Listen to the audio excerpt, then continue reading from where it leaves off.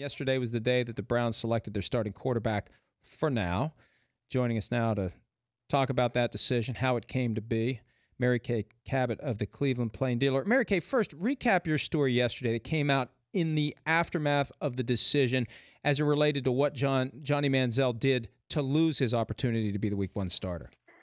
You know, I tried to make the point that he started losing it on draft day when he decided that he was going to go on this about 8 to 10 week long sort of frat boy partying spree and continued to lose it all the way up through flipping off the Redskins bench on national TV on Monday night.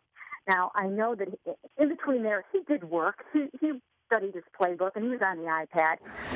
But it takes an intense amount of effort to be a starting quarterback in the National Football League, and I think he needed to do more.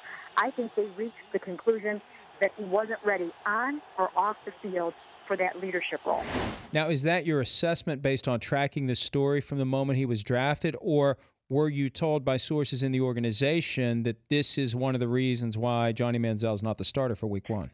You know, I was not told directly by sources in the organization that that's the reason. Not at all. This was adding up everything that's happened since day one. We know they talked to him when he first came in.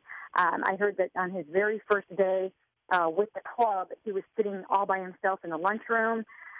Then when it came time for him to go out and take the first team reps, he didn't get them for the whole first week of camp. And it was sort of mysterious. All of a sudden, he was, clearly number 2 on the depth chart.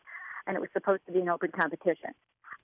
They were pleased with his progress, but as you moved through the preseason, you could see that he really wasn't ready to take over, especially not in Pittsburgh. And then, Mike Pettin was pretty vocal about the flipping bird incident and saying, that's not what we expect. We were extremely disappointed in that. And he admitted that everything went into the hopper. So do you think that the middle finger incident really was a factor in that final decision to go with Hoyer? I think it was a factor. I don't think it was a huge piece of the puzzle. I think it was part of it. I don't think it was the deciding factor. And it's not just flipping the bird. It's what it represents. Losing your cool in the middle of a football game, especially when you're only, 6 drives into the game. What would happen if he's in Pittsburgh? I mean, we all know what the Pittsburgh fans are going to do to him. We all know what the Steelers defense is going to do to him and what Dick LeBeau will have in store. So if he's going to lose his cool in a preseason game after just a few series, then, what's he going to do in Pittsburgh? Talking to Mary Kay Cabot of the Cleveland Plain Dealer, what do you think the players in the locker room wanted?